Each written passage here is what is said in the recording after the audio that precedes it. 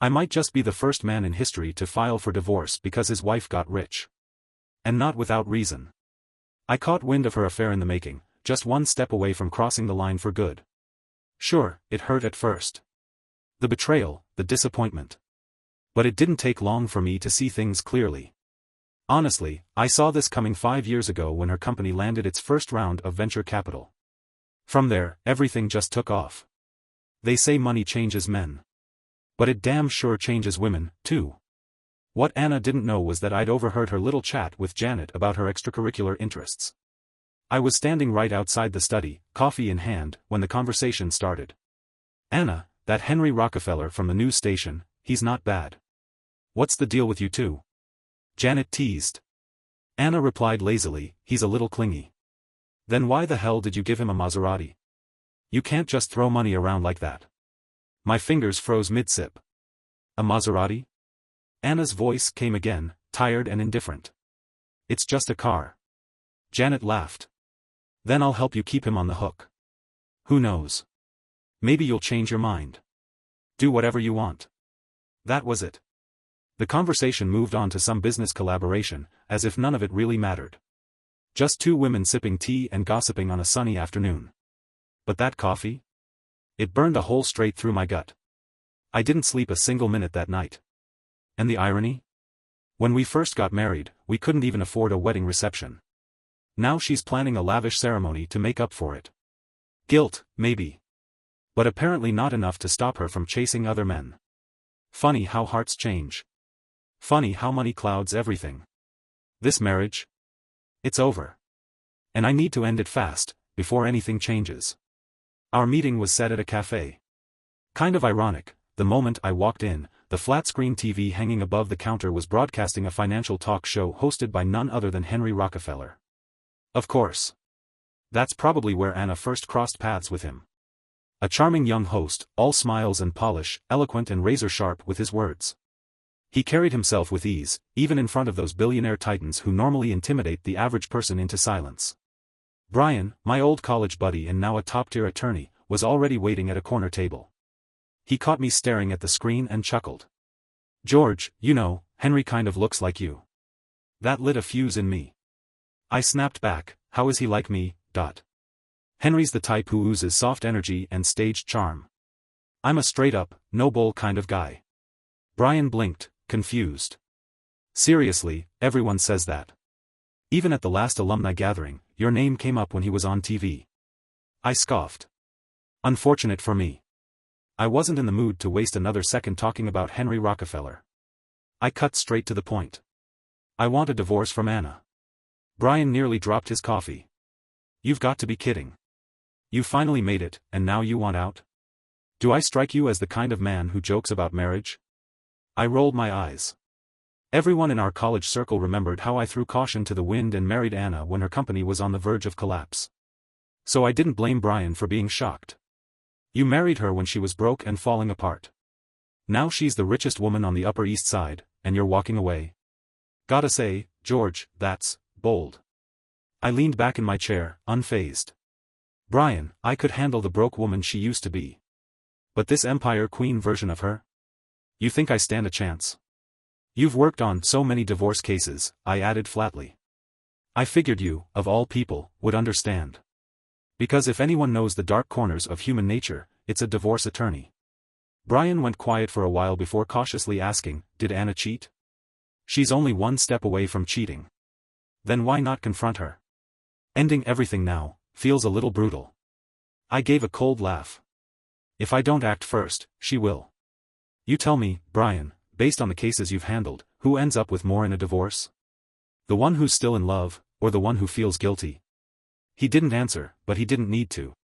We both knew the truth. Once her new lover officially replaces me, my leverage evaporates. Whatever she gives me then will depend entirely on her mood and mercy. And I'm not the type to sit around hoping for scraps. Brian let out a low whistle. George, you're so damn calm, it's terrifying. Calm? No. This isn't calm, it's clarity, carved out over 5 long years of watching the tide shift. And Henry wasn't the only threat. There was Luca, her assistant. That guy had been circling her like a hawk, too. I couldn't even remember which day it was, it all blurred together, but I stopped by her office once to grab lunch together. The door hadn't fully closed. Through the narrow gap, I saw Luca pulling up the zipper on the back of Anna's dress. Then, ever so gently, he pulled a small thermos from his lunch bag, a warm, homemade hangover remedy, apparently. Luca was always trying to impress her. She always brushed it off. At least, that's what I thought. But that evening, when I checked the takeout container the driver brought home, my soup, the one I made myself, tied with a knot only I use, was untouched. Not even the knot had been undone. That's when I knew. It wasn't just about money anymore. It was about timing. Ash from my cigarette drifted down in a slow spiral, landing on my fingertips. Brian sat across from me, shaking his head with a half-smile, eyes filled with admiration. "George, I swear. I should have my clients take lessons from you." I pressed the cigarette out in the ashtray and chuckled. Wouldn't help. Most of them can't let go, and they sure as hell don't have the guts.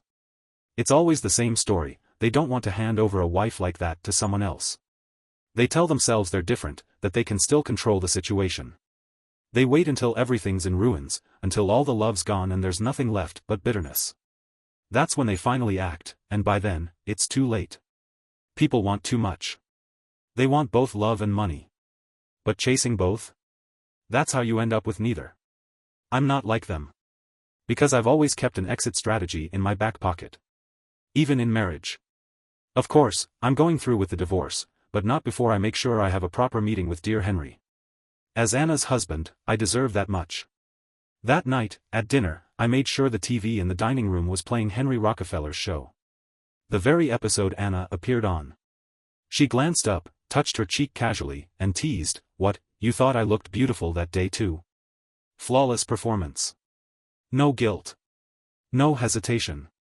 You'd almost believe that Maserati was just a toy car she handed out on a whim. "I've got my eye on a car," I said, watching her face closely. She didn't flinch. "Oh? You're suddenly into cars now? Which one? I'll go buy it with you." I leaned back, completely relaxed. "A Maserati Levant." Her smile faltered, just slightly, but it was there. That flicker of tension. She looked at me, eyes narrowing just a bit, gauging my mood. "I thought you were more of a Range Rover guy." I tapped the edge of the table lightly. "Fine. Then buy a Range Rover." Didn't matter which one, just had to be more expensive than the Maserati. It didn't take long before I had a little run-in with Henry Rockefeller. His Maserati collided with the front end of my Range Rover. Exactly as planned. Too bad his car wasn't built to take a hit. Henry stood by the curb, helpless and fuming, glaring at the crumpled hood of his beloved luxury toy. 2 shattered headlights. A bent bumper. The driver's door dented inward like a crushed soda can. A crowd quickly gathered around the scene, 2 high-end cars smashing into each other was bound to turn heads. Traffic officers arrived almost instantly. "Mr. Rockefeller," one of them said after reviewing the dashcam footage, "you made an illegal U-turn. The fault is entirely yours." Henry looked devastated, like he'd just lost a limb. His gaze clung to the damage on his car, eyes wide and glassy. "You couldn't have just let me go," he snapped, voice rising with frustration. "Now both our cars need repairs. What was the point?" His eyes welled up, giving him that fragile, pitiful look, trying to spin himself into the victim before anyone else could. Even the traffic officer hesitated for a second, a little thrown by his tone. A guy from the crowd muttered loud enough for everyone to hear, "What, you used to getting your way all the time, pretty boy. Dude's driving a Range Rover, you think he's worried?" Someone else chimed in with a laugh. "Nothing beats magic like stronger magic." I'd seen enough of the show by then. Finally, I opened my door and stepped out, slow and deliberate. Henry whipped around, ready to unload his anger. "You were driving like a damn snail. What, you think the road's a shopping mall? I tried to pass, but you wouldn't let me, you just blocked me on purpose, didn't you?" "I was in a rush," he continued, voice tightening. "I only hit the gas because." Then he saw me. And just like that, the words died on his tongue. His face went pale. Dead pale. I smiled, calm and collected. Must be rough, driving a car like that and still needing to hustle for a paycheck. Seems a Maserati doesn't change your fate after all. His jaw clenched so hard I thought his teeth might crack. He didn't say another word. just turned and got back into his car, slamming the door behind him. He muttered something to the officer. "Just get it over with. I'll pay for the damage." The officer nodded quickly and started waving traffic back into motion. I stood there a moment longer, watching his car disappear into the flow of traffic. Then I chuckled to myself, cold and amused. I was in a hurry to finalize the divorce. But apparently, Henry was in an even bigger rush. Maybe he still hadn't gotten over the fact that I wrecked his precious Maserati. Either way, a few days later, I received a video file, forwarded from Janet's phone. The footage hit like a punch to the gut. Anna was leaning close to Henry, laughing and gesturing animatedly like she owned the room.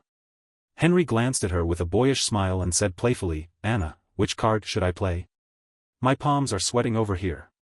She looked at him indulgently, brushing a finger over his arm. "Whichever you like. If you lose, it's on me." The people around the table burst out laughing. Henry leaned forward to study his cards, his messy bangs falling over his eyes. And Anna, gentle, instinctive, familiar, reached out to sweep the hair from his face like it was the most natural thing in the world. "Do your best," she whispered. I slammed my finger down on the screen, forcing the video to stop. My phone hit the mattress with a thud as I tossed it away in disgust. A sharp, bitter ache surged in my chest. My vision blurred, and I staggered slightly, lightheaded from the rage boiling up inside me. My fingers dug into the edge of the desk until my knuckles turned white, trying to anchor myself. If it had been anyone else, anyone but Henry, I might have considered letting her go gracefully. But this? This was something else. Not long after, Janet called in a panic.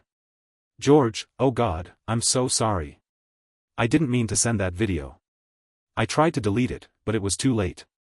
I swear, it wasn't me who sent it. Please," she pleaded, "don't tell Anna. She'd kill me." My voice was calm. Too calm. "I know that wasn't you." She let out a loud sigh of relief. "Seriously, George, you're overthinking this. You know how Anna feels about you. That was just some party banter, nothing more. I'm serious, I could cheat 100 times, and Anna would never fall in love with someone like Henry." I ended the call, unimpressed. That kind of sugar-coated nonsense might have worked on someone else. But not me. Janet had been in the game too long, she knew exactly what she was saying and why. Still, she wasn't lying about one thing, she'd never dare send a video like that to my phone. No, this kind of calculated move, this subtle performance meant to provoke and humiliate, that was pure Henry. Groomed, manipulative, and oh so proud of his pedigree. A man raised in a house where poking at your opponent was an inherited skill. And that little comment from Janet, "I'll keep him steady for you," was telling. She'd clearly been interested in Henry herself. Probably held back only because she didn't want to risk stepping on Anna's toes. So it wouldn't have been hard for Henry to get his hands on her phone. I called Brian. "How is the divorce agreement being prepared?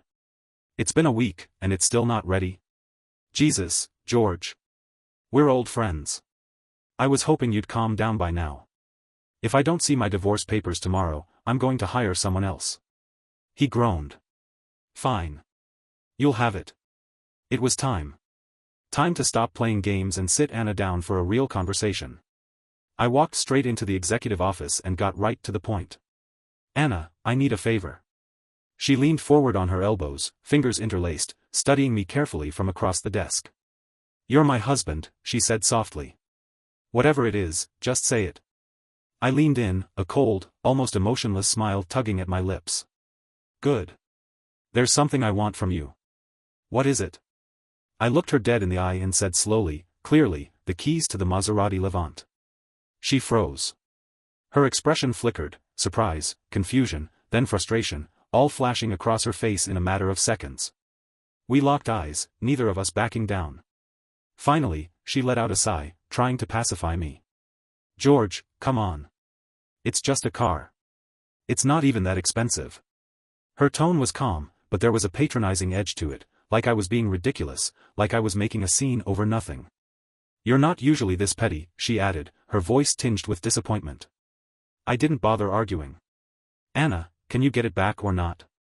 Her gaze sharpened, watching me like she was trying to read between the lines. But I held my ground, unwavering. She clenched her jaw and rubbed at her temples, the way she always did when something was spiraling out of her control. Finally, she gave in. "Fine. You'll have it tomorrow. It was the first time I'd ever stripped her of dignity like that. But I didn't care.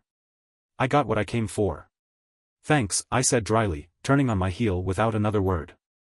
Just as my hand touched the door handle, her voice cut through the silence behind me. George, are you angry? I didn't turn around. You can think of it that way. As the door clicked shut behind me, I heard the crash of something being swept off her desk. Then a loud, dull thud, her fist slamming hard against the surface. Out in the hallway, Luca, her assistant, looked up in shock. I gave him a calm, almost amused smile as I stepped into the elevator. Perfect. Once you've made your decision, there's no need to pretend anymore. With the Maserati Levant keys in hand, I didn't waste a minute. I went straight to the TV station and arranged a meeting with Henry. We met at the cafe downstairs. He arrived late, looking worn out and tense. Losing a luxury gift must have left a sour taste in his mouth. Mr. Rockefeller, have a seat, I said, gesturing casually. His eyes immediately locked onto the car key lying next to my coffee cup. His pupils shrank, fast and sharp, like he'd taken a punch to the gut. He dropped into the seat without grace, offering a crooked, smug little smirk. Is this supposed to be some kind of power move, Mr. George? He sneered, running a hand through his perfectly styled hair in a show of defiance. Yes, Anna took the key back and gave it to you, he continued, eyes burning with frustration. But come on, someone like her, a woman of status, she's obviously going to make it up with something even more extravagant. I watched him quietly, unbothered. Of course I knew that. But that wasn't the point. He leaned in slightly. You do realize that pulling a stunt like this only made Anna look bad, right? I let him finish, then slowly pushed the Maserati key across the table toward him. To me, her pride means nothing, I said evenly. This key isn't a trophy. I didn't take it back to brag. I took it back because. I paused deliberately. His expression stiffened, suddenly wary. Because I wanted to hand it to you myself, I said with a soft chuckle. His eyes snapped to mine. What the hell do you mean by that? I took my time, letting the silence stretch before I answered. You want it? I'll give it to you, I said, voice calm and cutting. But don't you ever think you can take anything from me by force. That's not how this works, little brother. His face drained of color in an instant. His hand trembled, and coffee spilled onto the table before he hastily set the cup down. I folded my arms and looked at him with a cold, knowing smirk.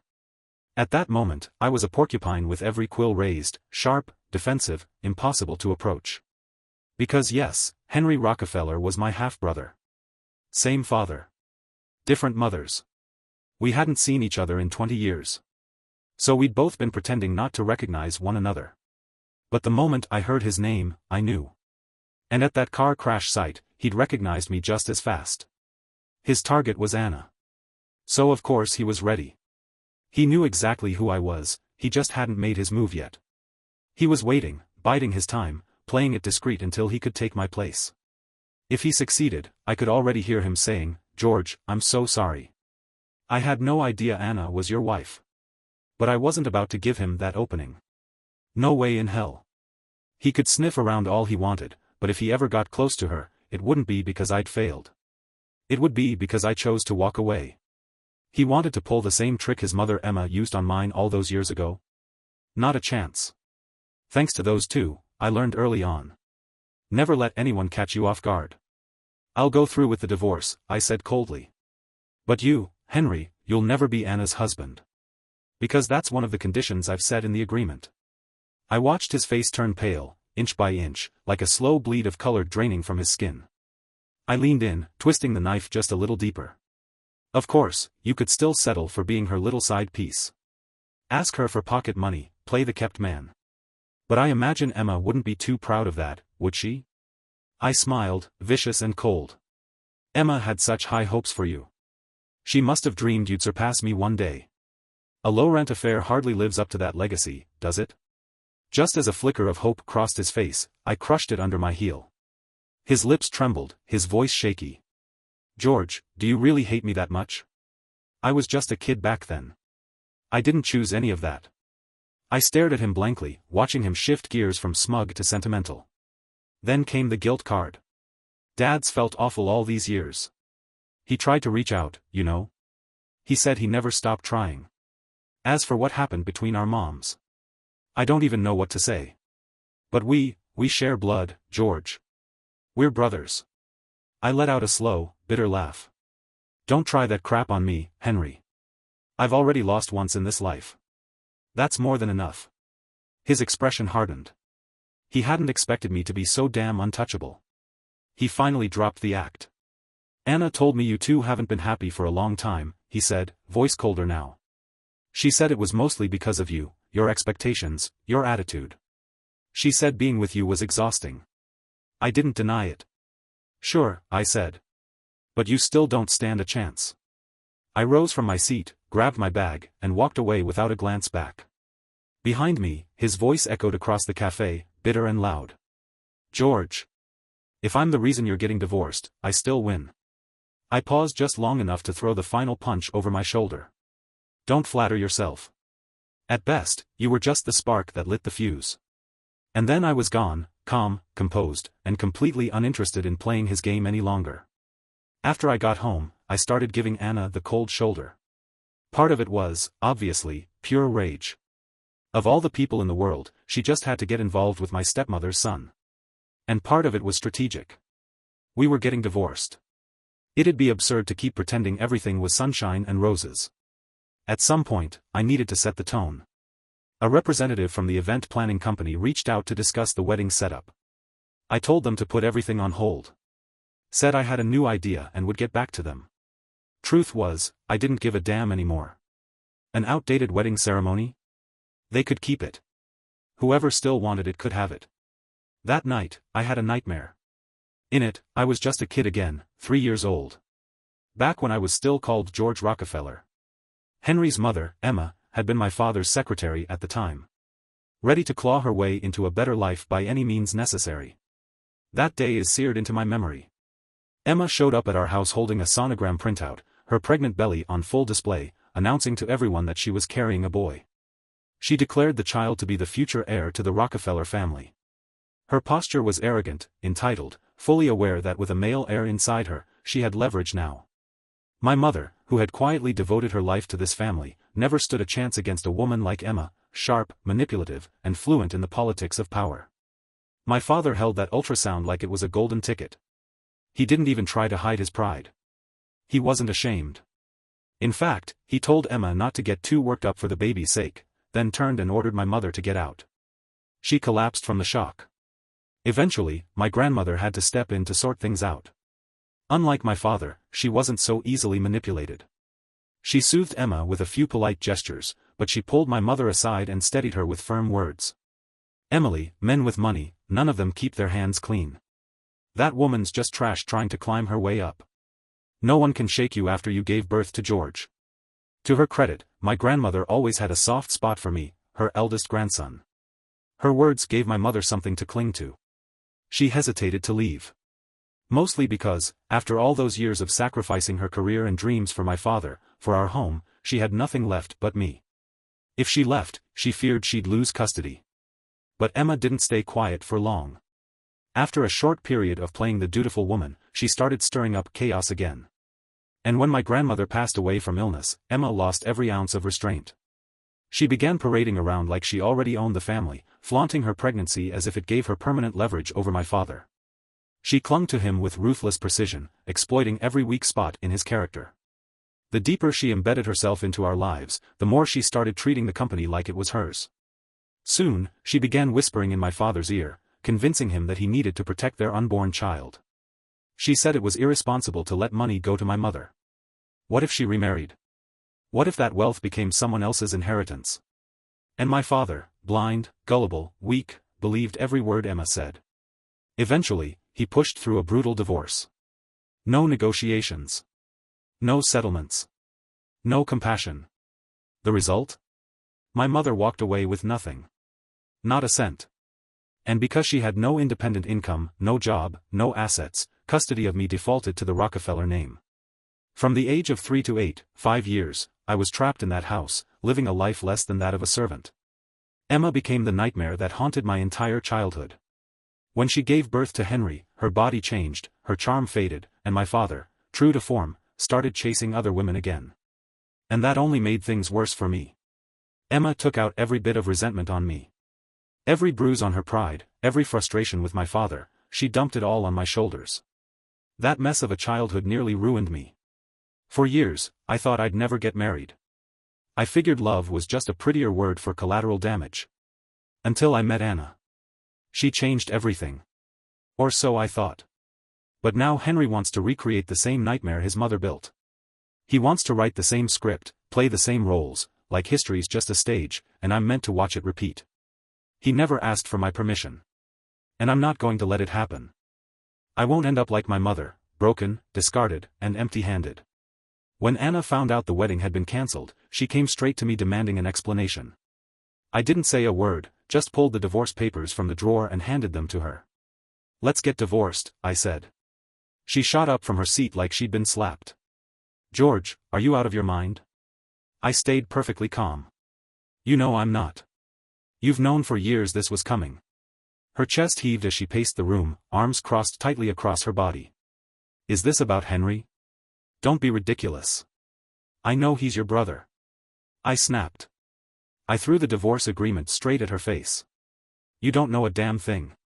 If you did, you wouldn't have done this." My voice cracked as it roared through the room, trembling with anger I'd tried so hard to contain.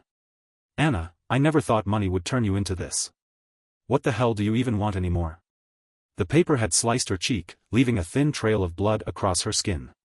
She stood frozen, stunned by the outburst, maybe even a little afraid. Then, after a long silence, she stepped closer and wrapped her arms tightly around me. "George, I never wanted to hurt you," she whispered. "I just wanted you to reconcile with your past. I've been struggling with whether I should push you toward that. But you figured it out before I even made up my mind." At that moment, the armor I'd been wearing for years shattered. The rage and sorrow surged so violently I couldn't hold it back. Tears spilled silently down my face, falling onto the soft shoulder pad of her blazer. "You don't understand anything, Anna," I said, voice hollow. "I do," she replied quietly. "I've known since 5 years ago, when you started seeing a therapist. George, I know everything." She clutched my shoulders, her voice breaking with pain. "You think you have the right?" I murmured. "You think you get to fix me? Have you lived through what I have? You think you get to be my savior? Those people, I wanted them all to burn in hell. And not just me. You were their victim, too. How dare you ask me to forgive them?" Anna gently wiped my tears. "George, I never betrayed you. That car? I gave it to Henry because Janet asked me to. You know how fickle she is, she wanted to chase him. That's all. He's your brother," she added softly. I shoved her away. Maybe she only saw Henry as a brother. But Henry's intentions were clear as day, he wanted to become me. "It doesn't matter anymore," I said firmly. "Anna, just sign the papers. Remember what we said when we got married? That if either of us ever felt trapped in this relationship, we'd let each other go." "George," she called out, voice strained with frustration. "I know your company's at a critical phase right now," I added, exhausted. "I won't divide your assets. I just want my shares. And one more thing, your next husband can't be Henry. That's my only condition." She glared at me, furious. "You think that's fair?" She shoved the divorce papers off the table and stormed toward me, eyes blazing red, grabbing my collar and slamming me against the wall. "What did I do to deserve this, George? Why are you so damn cruel to me?" "I'm just choosing not to test how far human nature can go," I said quietly. "One day, you'll thank me." She stared at me, long and hard, then lowered her head into my chest. Her voice was small and ragged, like an injured animal. "George, does it really have to be this way? Please, just let me go," I said. Her eyes narrowed, sharp with fury again. I met her gaze without flinching. Then she pushed me away hard, snatched up the pen, and signed her name in swift, angry strokes, never looking back at me. "You really are something, George," she spat. And she walked out, leaving the air thick with everything that had never been said. The day the paperwork was finalized, I went to my mom's place for dinner. Ever since I was 8, when she finally found a way to make a living and fought to bring me home, we depended on each other ever since. She never remarried. All her energy, all her love, went into raising me. When she saw I'd come alone, she immediately frowned. "Why didn't you bring Anna?" I knew if I told her straight up about the divorce, the entire dinner would spiral into chaos. So I kept it simple. She had a business dinner tonight. She nodded, clearly disappointed, and wasted no time diving into her usual concern, grandchildren. You two need to hurry up and have a baby, she said, grabbing my hand tightly. George, is it Anna? Is she the one using birth control? She looked at me, eyes full of worry, voice low and pleading. She used to say it wasn't the right time. Well, now what excuse does she have? Watching her fret like that, so anxious, so desperate for stability, I suddenly felt a chill creep into my bones. And for a moment, I realized something I hadn't allowed myself to before. If I'd stayed married to Anna, I probably would have ended up just like my mother. Living in fear. Clutching onto the idea of a child like it was the only lifeline left. No one said yes or no, I said quietly. We were just going with the flow. Looking back now, there was only one real conversation Anna and I ever had about kids. Just one. It was years ago, in that tiny, run-down apartment we shared back when we had nothing. She curled up in my arms, clinging to me with quiet resolve. George, she whispered, I promised I'd be the perfect wife for you. But right now, I don't have time for a baby. And even if I had one, I couldn't raise it. You'd end up doing everything, and I can't bear to dump that kind of burden on you. I remember nodding after a moment of thought. I understood. She was still so young then, still full of ambition. She looked at me shyly, rubbing her nose like she always did when she felt awkward. If my startup crashes and burns, at least you'd still have options, she added softly. That one stung. I grabbed her ear and scolded her right there on the spot. Oh really, Anna? Who was it that swore we'd stick together no matter what? Grow old side by side, remember that? Options? You're already at rock bottom, sweetheart. Should I go out and make another choice right now? She burst out laughing and threw up her hands. No. I'm sorry. I take it back. Then she kissed me, slow and tender, and said, what I meant was, I don't care what we go through. Anything's fine, except you suffering. That's the only thing I won't allow. I held her so tightly that night, laughing through tears. I'm not suffering. Even if you become a legend one day, I still won't feel like I got the short end of the stick. She looked at me with a mock-serious nod. That's why I chose you. But in the end, she still made me suffer. She broke that promise, piece by piece, until there was nothing left of the woman I once believed in. 5 years ago, the first flicker of divorce entered my mind. And it wasn't because of Anna. It was because of her business partner, Ms. Becky.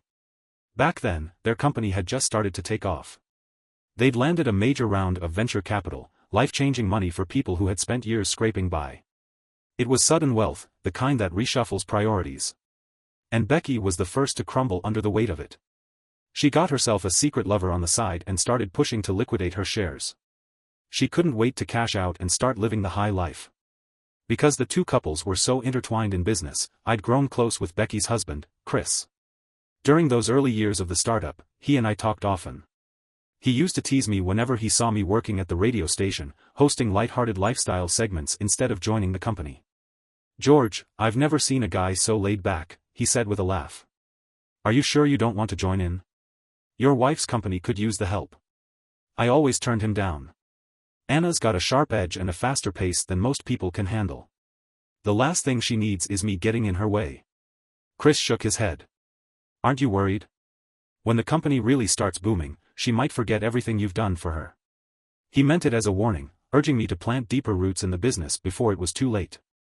Better to establish your presence early, he said. That way, you've got a firm seat at the table when it counts. But I just smiled, unconcerned. She was broke, I didn't mind. When she's rich, I won't grovel either. And I meant it. My childhood taught me early on to detest the narrative of self-sacrifice, the role of the quiet, hard-working partner who ends up with nothing. I never believed in the romantic illusion that marriage guarantees loyalty. If it weren't for Anna, I might never have gotten married at all. Besides, I told Chris, I don't burden her. I don't guilt-trip her. I don't demand a baby from her. I give her freedom, and that's the best kind of support a man can offer. Anna wasn't the kind of woman who needed a man to succeed. She was a force of her own. Chris just shook his head with a sigh, the kind older men give when they think they've seen life clearer than you have. You're still young, George. You'll understand one day. I said nothing. Just smiled. What I did know was this: in a marriage, no one can give you a sense of security but yourself. All I ever wanted was that if the day came when we divorced, I'd have a little less regret, a little less humiliation. That was the one lesson Emma, and my mother's life, had taught me the hard way. Back then, I hadn't truly decided to walk away. Not yet. But everything changed when Becky's affair became the talk of the town. Becky and Chris, once the textbook example of a couple who'd weathered the storm together, ended up in court, tearing each other apart. Becky's new lover turned out to be no different from Emma, greedy, possessive, unwilling to let go of a single dime. Together, the two of them had been plotting behind Chris's back for months. First, Becky cashed out her shares, claiming she needed a break from business. Then, conveniently, the startup failed. Anna told me the whole story one night. Becky had begged her to play the middleman, to talk Chris into accepting the situation. Anna had looked exhausted, frustrated, and honest about what was really going on. She's just trying to shift marital assets before the divorce hits, she said with a sigh. Chris had been too slow to catch on. Too trusting. Too wrapped up in the company to notice the signs.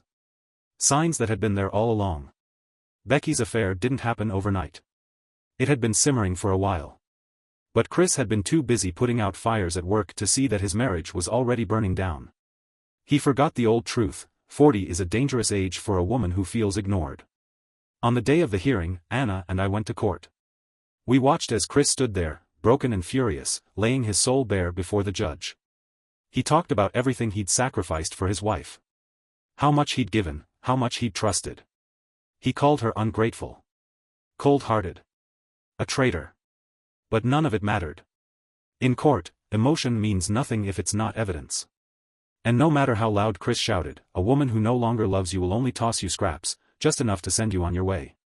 When it was over, he came over to say goodbye. His face was hollow. His spirit gutted. He didn't say much. Didn't need to. George, he said quietly, don't be like me. If she still loves you, walk away before she doesn't. Don't wait until all that's left is calculation. When guilt is gone, so is mercy. He left Manhattan's Upper East Side with a thin stack of settlement papers and never came back. As for Becky, she rode off into the sunset with her handsome young lover, building a new life from the pieces she'd torn out of someone else's.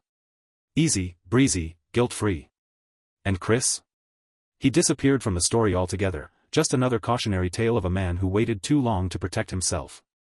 During that time, I was in a haze, moody, restless, worn thin. Sensing my slump, Anna carved out time in her packed schedule to take me on a trip abroad. We talked for hours on the plane, knee to knee, face to face, like the old days. George, she said gently, we both knew Becky had checked out of that marriage long before the divorce happened, didn't we? I turned to look at her. So what? You think what Becky did was right? She sighed and rubbed her temples, clearly tired. That's not what I mean. I'm just saying, love isn't something we can judge. What Becky did with her assets, legally, it was all above board. That was the moment I realized, Anna had fully evolved into a sharp, pragmatic businesswoman. No emotion. Just logic. Just legality. George, what are you afraid of? She asked later, teasingly pinching my cheek before we landed. Afraid I'll turn into Becky? I shrugged, playing along. Yeah. Afraid one day you won't love me anymore, and I'll walk away with nothing. She leaned into me then, resting her head on my chest, laughing softly. I'd never do that, George. Never stop loving me? Or never leave me penniless? I didn't ask. Instead, I shot back with a bit of playful bitterness, then I'll leave you while you still love me, take both your love and your money with me. She smiled, indulgent, brushing a strand of hair behind her ear. Fine, she said. Take it all. Just stop sulking already, okay? Deal, I said, laughing out loud. But deep down, right then and there, I made a decision. If that day ever came, I'd be the one to walk away first. And now, I had.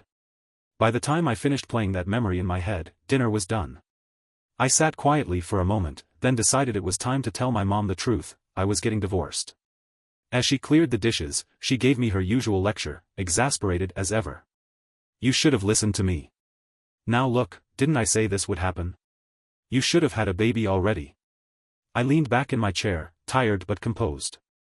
Mom, that man you thought was yours, he made it, didn't he? And still, even after giving birth to me, you didn't get a damn thing out of it. She froze. The color drained from her face.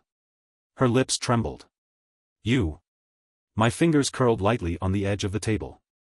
I softened my voice. I'm sorry, Mom.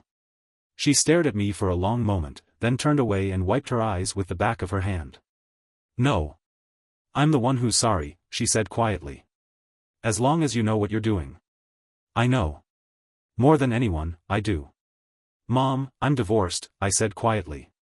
You don't have to worry about any of it anymore. I pulled out the divorce certificate and laid it on the table. She stared at it in disbelief, snatched it up, flipped it open, and staggered back a step like the air had been knocked out of her.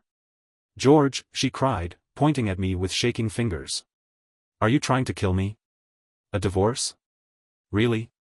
You think you've done something impressive now? Anna loved you, how could you just throw it all away like this? I chuckled softly, almost absent-mindedly. Mom, if I'd waited until she stopped loving me, it would have been too late. She let out a wail, pounding her chest in despair. I calmly opened a bottle of wine, poured myself a glass. Why are you crying? I'm lucky, she gave me half her fortune. So what? She snapped. That's what you wanted? Are you satisfied now? I nodded, unbothered. Yeah. I'm very satisfied. Brian was satisfied too. This divorce case had already become one of his career highlights. By tomorrow, once the media picked it up, his reputation would skyrocket. My mom stared at me with eyes full of regret. You two really can't start over? I knew she had always liked Anna, loved her, even, as the ideal daughter-in-law. But she couldn't understand. She didn't know what it meant to stand next to a woman who had climbed to the peak of power and success. When you're at the top, you stop seeing the people standing beside you. Mom, I said gently, you know something? Since the divorce, I've actually started sleeping better. She went still, then suddenly burst into tears and threw her arms around me, holding me tight. George, it's my fault, she wept. I failed you. That's why you don't believe in marriage anymore. I smiled softly and teased, come on, Mom. It's not about that. It's just. I've seen too much of what money does to people. It's always the same story, I continued. Rich wives with secret lovers, and men like Chris left in ruins. Or couples who stay together but live in silent resentment, cheating, pretending, sleeping in the same bed while dreaming separate dreams. There's no happy ending in that script. She clung to me tighter, sobbing. But George. Anna's not like that. Can't you just trust her? I shook my head slowly. Mom, do you really think being the richest woman on Manhattan's Upper East Side is Anna's final destination? It's not. No one knew better than I did how talented she was, how sharp, how fearless. Her future was too bright, so bright I could hardly look straight at it. Yes, my childhood scarred me. Yes, it made me cautious. But it also made me grateful, for my mother's pain, for her cautionary tale. Because of her, I'd spent my entire adult life protecting myself. I'd never given my heart away completely, not even in a 10-year marriage. And with Anna, I'd never once felt humiliated. Never suffered, never begged, never starved for affection. And now? Now, I had enough shares in her company to live the rest of my life in comfort and peace. There's nothing more secure in this world than money. Not love. Not marriage. Not even loyalty. Just money. I packed my bags and traveled abroad, enjoying my newfound freedom without reservation. On a brilliant coast lined with sapphire blue water, I lay under the sun, letting the heat melt away the bitterness. And just when I thought nothing could spoil the peace, my phone rang. The father who had done so many evil things actually called me. George, came his raspy voice, I heard you got divorced. Maybe it's time you came to work for my company. I'm getting old, after all, the business should belong to you boys eventually. I let out a low, sarcastic laugh. Mr. Rockefeller, are you confused, or just senile? Didn't the great Rockefeller family crumble years ago? If it hadn't, Henry wouldn't have been so overjoyed begging for a Maserati like it was a goddamn Lifetime Achievement Award. There was a sharp bout of coughing on the other end, followed by another voice, Emma's. George, don't get cocky. One day, my son will win Anna over. She's going to marry Henry. I smiled coldly. Emma, you've always had a talent for shamelessness. Then came my father's angry voice in the background. Get out of here, you disgraceful woman. Two brothers fighting over a woman, what kind of circus are you trying to run? Henry will marry whoever he wants, but it can't be Anna. Emma shrieked, have you lost your mind? Do you even know who Anna is? If it weren't for her, your pathetic company would have folded years ago. I don't care who she is. A woman who jumps from one man to another isn't good enough for my son. I laughed, sharp and bitter. I ended the call before I said anything more. The man who once glorified his mistress's son now wanted to pass the torch to me, the son he discarded. How ironic. I didn't waste another thought on those idiots. I turned back toward the beach and let the ocean erase their voices from my head. A few days later, just when I was completely immersed in the joy of doing absolutely nothing, my mother called. George, she said, Mr. Rockefeller sent some documents. Looks like property transfer papers. I raised an eyebrow. Oh. Is he dying? She sighed. Maybe he's just getting old. Maybe he's feeling guilty. I scoffed. Tell him my divorce settlement alone is more than he could earn in 2 lifetimes. Not everyone's as stingy with their first wife as he was. She hesitated, then said softly, well, it's true. He really misjudged Anna. I was about to hang up when she added, by the way. Anna's been coming by the house for dinner. Almost every day. If she has a business dinner, she sends someone to let me know. I replied dryly. She comes by more now than when you two were married, my mom added. And there's not a single tabloid rumor about her. Nothing shady. I exhaled sharply, irritation creeping into my tone. Mom, you don't need to tell me these things. And you don't need to entertain her anymore either. I ended the call without waiting for her reply. Later, to avoid receiving more calls that I never asked for, I simply turned off my phone completely. After I returned from abroad, my old friend Derek organized a class reunion and insisted I show up. I tried to get out of it, but he practically begged me to save face for him, so I had no choice but to go. And, of course, nothing fuels a reunion like a fresh pile of gossip. By the time Brian and I arrived, we hadn't even stepped through the door when we heard Nate's booming voice from inside. I knew it. I always said George and Anna wouldn't last. When they get rich, they change. It's like that every time. George must be kicking himself now, wasted years stuck in a struggling marriage and didn't even come out ahead. If he'd picked Selena back then, life would have turned out differently. Someone laughed in mock sympathy. Nate, you're just mad because you couldn't land either of them. Exactly, another voice chimed in. George is the wealthiest guy in this whole room, and don't forget, Selena's still single, by the way. But Nate wasn't ready to back down. Come on, there's no way Anna didn't do something shady. He must have caught her in the act. Sure, he got some money, but I bet he's crying in secret. A voice cut through the chatter. Yeah. Well, at least he's crying in a luxury car, with air conditioning and leather seats. Can't say the same for you, Nate. I stood at the door for a moment, listening with a faint smile tugging at the corner of my mouth. I turned to Brian, half amused. Class reunions really are something. He gave me a sheepish grin. Ignore Nate. There's always one loudmouth. Just play along, it's the 10-year reunion, and you're basically the glue holding this whole thing together. Of course. Spoken like a true lawyer. Without my name and the media buzz around my divorce, half the people in that room probably wouldn't have shown up. Honestly, I hadn't even realized my divorce had made it into the news cycle until that moment. Just then, Derek rushed out and slapped me on the back. What are you doing out here? Get in there already. The room went dead silent as soon as I stepped inside.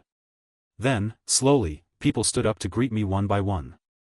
Nate lingered in the back, lips pressed tight, clearly regretting every word he'd just said.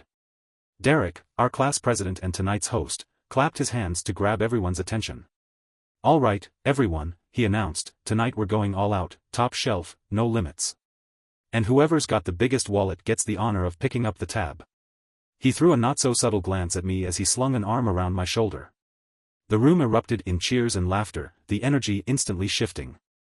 I gave a wry smile. If it's on me, then by all means, enjoy yourselves. Brian high-fived me across the table. George, you're a legend. Let's not waste the night. Halfway through dinner, Derek, already a little tipsy, leaned in and said, you know, I was thinking about organizing an alumni association. thought we could make it a big thing. But then I figured, maybe not. I lowered my eyes and gave a faint smile. He was right. If Anna and I were still married, we probably could have pulled something like that off, hosted a full-scale alumni event, made it grand. But Anna and Selena were 2 grades below us. And let's be honest, some circles were never meant to overlap. A classmate came over with a drink in hand, eyes full of admiration as he raised his glass toward me. "George, out of everyone in our class, I respect you the most," he said, beaming. "You married Anna when her company was bankrupt, and walked away when she became the richest woman on the Upper East Side. That kind of guts? No one else comes close." The room burst into laughter and applause. "Well said. That's what I call bold. George's got real style," someone else chimed in. Even Nate lifted his glass with a forced grin. "Cheers to that." I clinked glasses with him, but my expression stayed flat. I didn't respond, didn't bother feeding into it. Derek noticed the tension on my face. He stood abruptly, thumping his palm on the table. "All right, folks, let's remember, this is a reunion, not a George Hamilton biography night. Come on, let's all take a turn. 10 years, what's everyone been up to?" Brian jumped in, standing and waving his glass. "Yeah, let's not let George steal the whole spotlight." Only then did the mood shift back to something lighter, something less awkward. The energy returned, and the conversation flowed again. The room warmed with stories, laughter, and wine. I drank until my cheeks were burning red. Just as the night was winding down, a knock came at the door. A server stepped in and held it open for someone else. "You didn't really think you could host a reunion on the Upper East Side and not invite me, did you?" came the familiar voice. Anna walked in with a bright, effortless smile, radiating charm like it was a second skin. Derek glanced at me, clearly caught off guard, his face a picture of helpless innocence. "Anna, you're always so busy," he said, laughing nervously. "I didn't think you'd even have the time." A few classmates chuckled sheepishly, some of them straight up starstruck. Anna took a seat gracefully, completely at ease, brushing her hair back and offering a half-joking, half-serious smile. "Well, what can I say, no matter how busy I am, I had to make time. Otherwise, George might really leave me for good." Everyone turned to stare at me, curious, amused, some outright grinning. I sat in silence, jaw tight. What was she doing? The divorce was finalized. Surely she wasn't pretending that never happened. Derek sensed the tension again and jumped in quickly, trying to defuse the moment. "So George," he said brightly, "now that you're living the high life, what kind of woman are you looking for next?" I rubbed my chin, playing along with the setup. Probably someone sexy." The room erupted into laughter again. But across the table, Anna's smile vanished. Her face darkened instantly. And for the first time that night, she looked like she wasn't in control. Later that night, I found myself in Selena's private office, the same place I'd sat 100 times before, unraveling pieces of myself under her quiet gaze. She asked me a question, one that mirrored the conversation from the reunion. "George, you've still got a long life ahead of you. Have you ever imagined what your next partner might be like?" I tilted my head, giving it some thought. Probably someone like Anna. The way she was when she was young. Selena smiled faintly, brushing her fingers along the bridge of her nose with a soft sigh. "Well, that's brutally honest." I patted her hand gently. "I mean it, Selena. You know I do." I'd already used up every ounce of courage I had to fall in love with Anna. And no one knew that better than Selena. After all, she'd been my therapist for 5 years. She understood me more deeply than anyone else ever could. And that's exactly why I couldn't let her linger in false hope. In love, like in therapy, boundaries matter. She let out a long breath, stood up, and said, "Come on. I'll walk you to your car."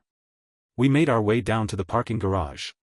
As we reached the bottom floor, I stopped walking. "Selena, you should move on." I wasn't someone she could keep waiting. I'd told her the same thing 10 years ago, when I first turned down her confession. Selena's arms dropped to her sides, her expression unreadable in the shadows. She looked at me quietly, steadily, eyes locked on mine. I met her gaze. Then, suddenly, a blinding pair of headlights cut through the darkness, pinning us in their glare. A car door slammed shut. "Anna."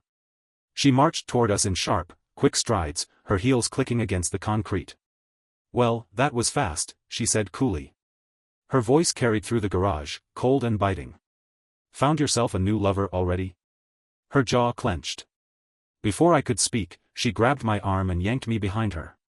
And then, without hesitation, she slapped Selina across the face. The crack echoed.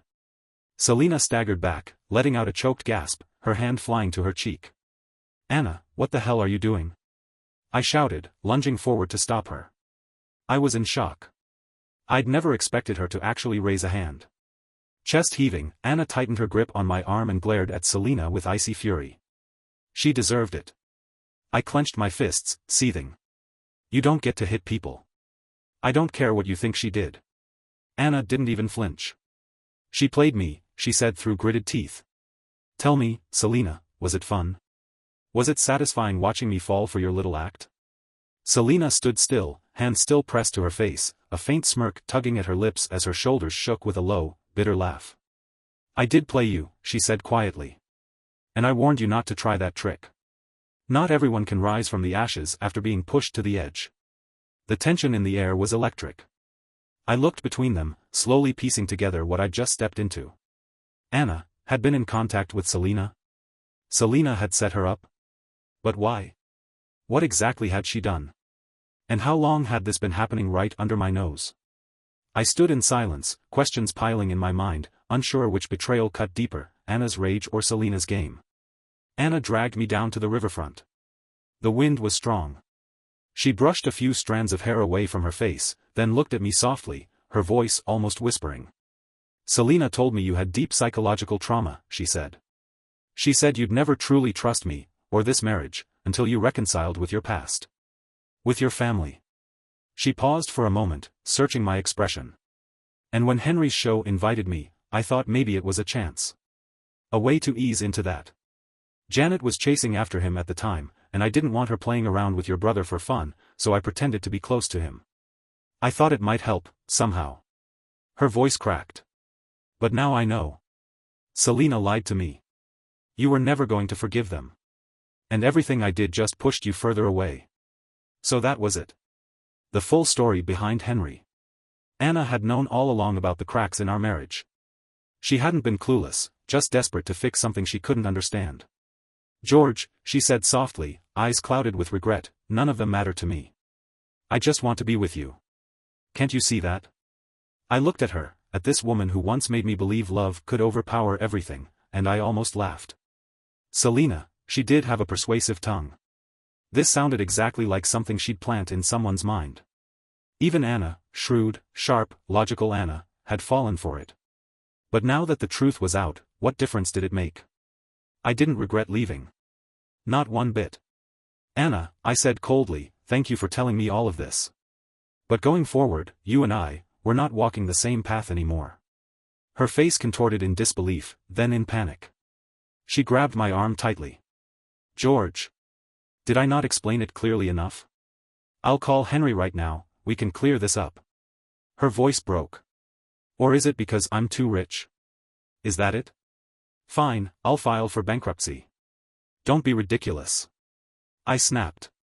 "I just can't afford to gamble anymore," I said through clenched teeth. "It's not about not trusting you. It's about not trusting human nature. Do you get that, Anna?" She couldn't. She wouldn't. The road ahead of her was paved in gold, money, power, and ambition. But I'd seen what lies beneath that glittering surface. Blood. Regret. Collapse. And I wasn't about to argue with her over it. To her, it was paranoia. To me, it was self-preservation. I took a deep breath and looked her in the eye. "I'm genuinely happy now, Anna. Please, just let me go." She stared at me like I'd just said something incomprehensible, her body trembling ever so slightly. "George, is being with me again really that painful for you?" I didn't look away. I answered plainly. "These last 5 years. I haven't been happy for a single day." That silenced her. We parted on bitter terms, our words still echoing between us. I saw the disappointment in her eyes, the way she'd convinced herself that a heartfelt explanation would make everything right again. But I wasn't going to bury myself in marriage just to make someone else feel better. I thought I'd made myself perfectly clear. But I'd underestimated one thing: Anna was never the kind of woman who gave up easily. When she realized she couldn't get through to me directly, she turned her attention to someone else, my mother. Suddenly, my mom started showing up at my apartment more than usual, bringing homemade meals, chatting non-stop, and subtly acting as Anna's spokesperson. What was this? Some kind of strategy to keep me too busy to pursue anyone new? Eventually, I couldn't take it anymore. Rubbing my temples, I finally asked, "Mom, don't you think you've been a little too enthusiastic lately?" She blinked, caught off guard, then gave a sheepish laugh. "Are you saying I look younger now?" Anna gave me a spa membership, a gym pass, and even signed me up for some hobby classes. It's been so much fun. So that was it. Anna wasn't just winning her way back, she was rebranding my mother's entire lifestyle. Once upon a time, my mom was more anxious than I was, always worrying about marriage, always nagging me to have a child to secure the relationship. Now she was glowing, energized, socially active, and clearly operating on a new frequency. Anna's methods really were something else. I needed an escape. I called up Brian and invited him out to dinner, just to catch my breath. When I vented about the whole situation, he listened patiently before cutting right to the heart of it. "She's not just charming your mom, she's trying to bring you out of your slump too. Honestly, George, it's a smart move. She's being strategic, she's playing the long game." Then he raised a brow, half joking, half curious. "You really feel nothing? Not even a little tempted?" I shook my head without hesitation. Not at all. But truth be told, what I felt was exhaustion. No matter how a marriage ends, it never ends cleanly. Either you break down and become strangers, bitter, irreconcilable, unable to even be in the same room. Or you part ways like Anna and I did, still polite, still civil, but leaving behind a mess of unfinished emotions. There's always one person who refuses to let go. And the longer I thought about it, the more I realized I had to cut this off completely. So I called Anna. This time, I decided to speak her language, rational, business-minded, transactional. "Anna," I said, "if you see our remarriage as a reinvestment opportunity, then I need to tell you, the risk assessment didn't pass. I'm not willing to take that gamble." There was silence on the line for a few long seconds. I could almost hear the wheels turning in her mind. "George," she finally said, her voice tight, "is that really how you see us? Just another business model? Can't you trust me, just once?" "I'm not saying the project wouldn't succeed," I replied calmly. "But I've decided not to invest. And I'm willing to accept the cost of that decision." I meant every word. Because if love had become a negotiation, then I had already made my final offer, and walked away from the table. There was no going back for me and Anna. The moment I took that final step toward divorce, I understood it better than anyone else ever could. On the phone, she let out a cold laugh. "George, it's obvious how much effort you're putting in, just to convince me to let you go." I didn't respond. Before hanging up, I simply said, "You gave me more grace and dignity than most people ever get in a divorce, Anna. I won't stand in your way now.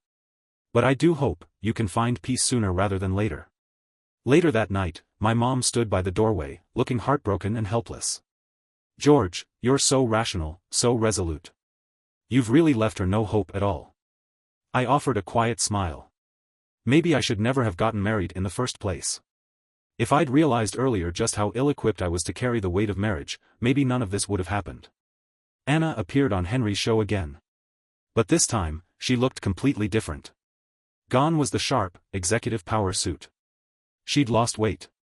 She wore a sleek, form-fitting evening gown, elegant, sultry, striking. Derek called me just to tease. "George, I never realized Anna had that kind of figure. All those years in business wear didn't do her justice. What, is she dressing sexy now just in case you really go looking for that kind of woman?" I didn't bother responding. By now, Anna's attempts to win back her ex-husband had become public gossip on the Upper East Side. Everyone was watching to see who would break first, me or her. But honestly, it wasn't even about love anymore. It had become a matter of pride, Anna refusing to concede. Ironically, Henry looked visibly uncomfortable during the interview, far less relaxed than before. "Anna, you've been looking very feminine lately," he said awkwardly. Anna gave a cool, almost self-deprecating smile. "Nothing special. Just wanted someone to see I'm not lacking in the looks department either." Henry forced a polite chuckle, clearly flailing. "Sounds like congratulations are in order. New romance, maybe?" "Thanks," she said flatly. "I'll take your good wishes." Her answers were clipped, cold, and distant, so terse that Henry almost couldn't keep the show moving. Even my mom had her reading glasses on, watching the screen with full attention. When the show ended, she turned to me and asked, "Is Anna trying to send a message for your sake?" I rolled my eyes. "Mom, weren't you supposed to be focusing on self-care? Go get your beauty sleep." She stood, stretching with a tired sigh. "Oh please, I'm too old to understand how you young people do things anymore." But just before heading to bed, she paused at the doorway. I walked up and looked at her seriously. "Thank you, Mom. Seeing you like this really makes me happy. And I meant it."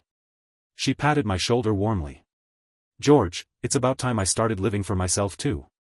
Actually, there's someone I'd like you to meet soon." I blinked in surprise. "Really?" She looked slightly bashful, something I hadn't seen in years. "I met him at the gym. It's been a little while now. I just didn't know how to bring it up." "Why not?" "That's great news, Mom."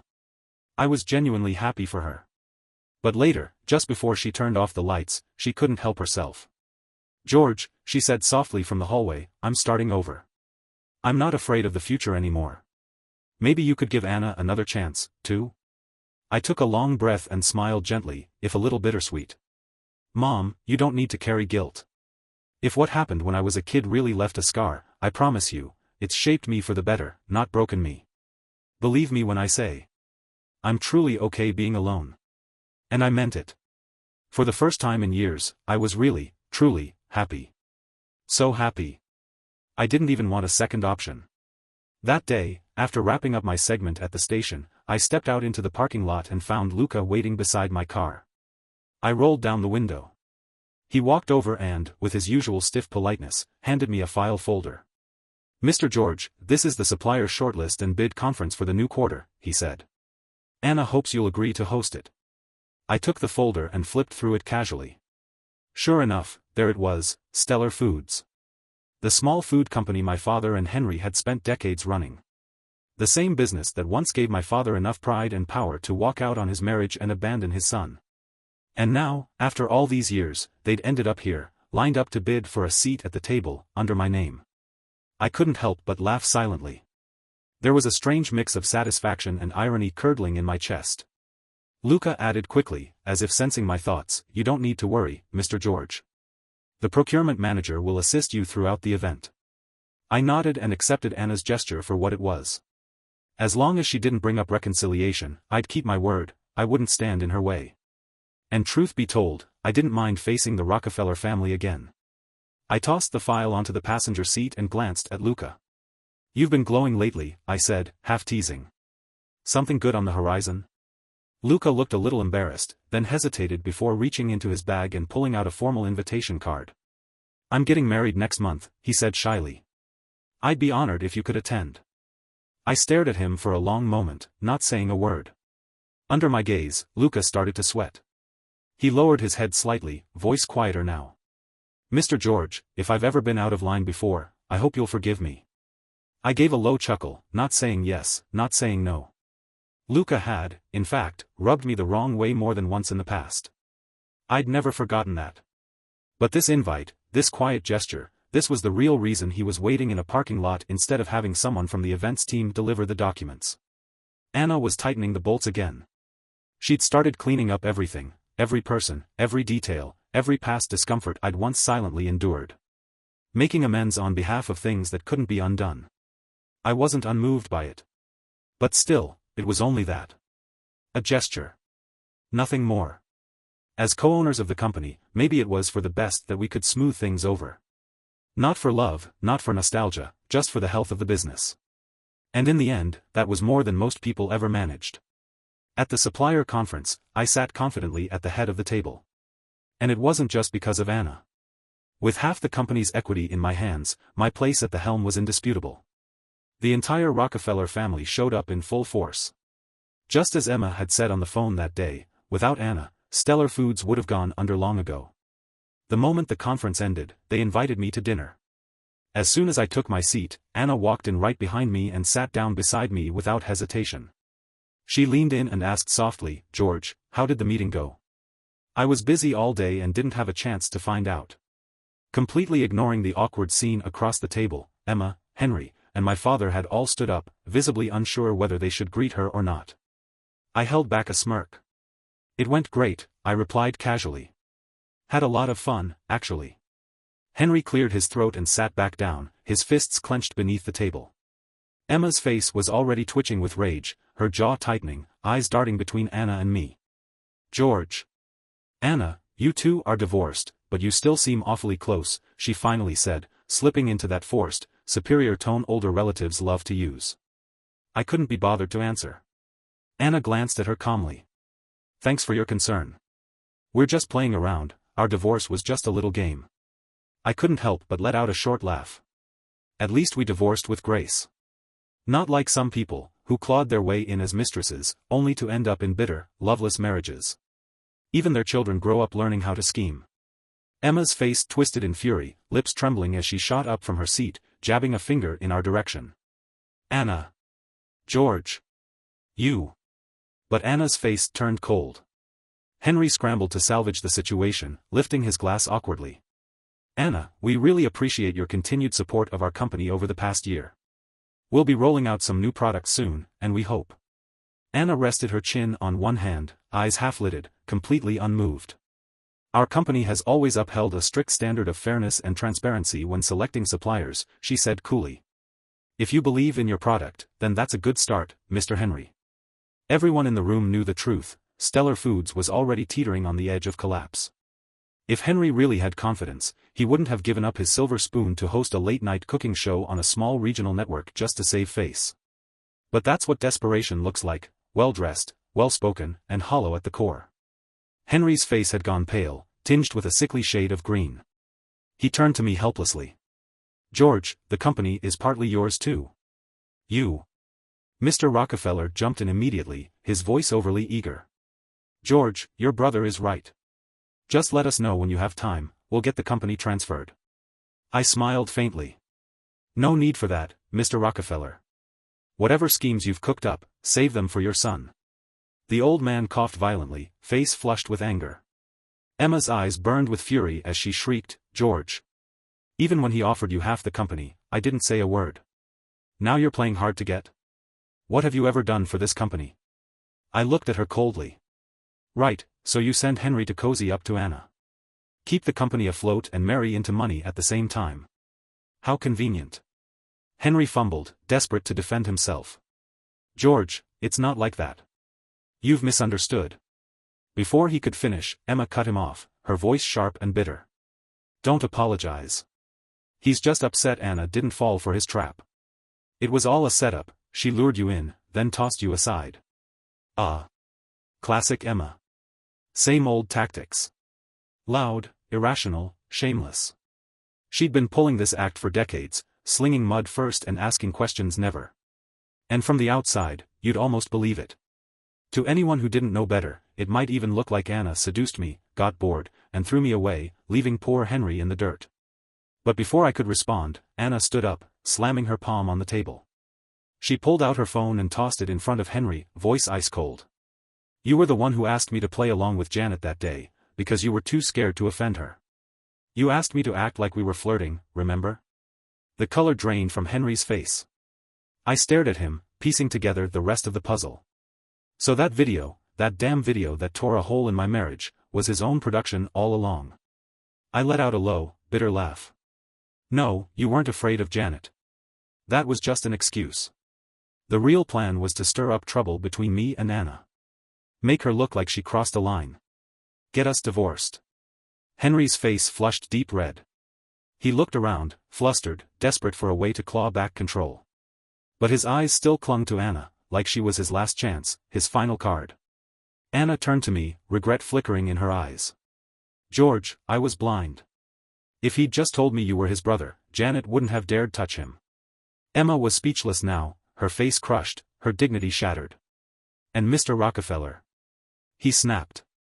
Pointing at his wife and son, he shouted, You useless woman. You've been a disgrace from the start, and now you've ruined him too. Before he could say another word, his face turned ghostly white. His eyes rolled back, and he collapsed backward in his chair. Emma and Henry scrambled to catch him, panic erupting. Chaos descended instantly. I stepped aside, calmly dialing emergency services. Then I walked out with Anna. We didn't drive. We just walked. Aimlessly, slowly, side by side under the city lights. Only after several blocks, when the adrenaline finally faded and my thoughts settled, did I turn to her. "So," I said quietly, "I guess you're done trying to convince me to reconcile with my family?" Anna looked at me, weary but gentle. "No," she said softly, "I've finally seen them for who they are. There's not a single decent person in that family. They don't deserve you." She paused, then added, "George. I'm sorry." And for the first time in a long while, I believed she truly meant it. Anna and I still had no intention of getting back together. And truth be told, I'd never felt more at ease, living freely, on my own terms. Oddly enough, Anna seemed increasingly at peace too. People around us still whispered, of course, some with curiosity, others with mockery. Someone once sneered, "All this time, and you still haven't won George back. Careful, you might spend the rest of your life just working for him." Anna didn't flinch. She just smiled and replied calmly, "I don't mind. I chose this." And in that moment, I realized. Sometimes, dignity isn't about who holds the upper hand. It's about knowing your own heart, and standing by your choice. And for both of us, that was enough.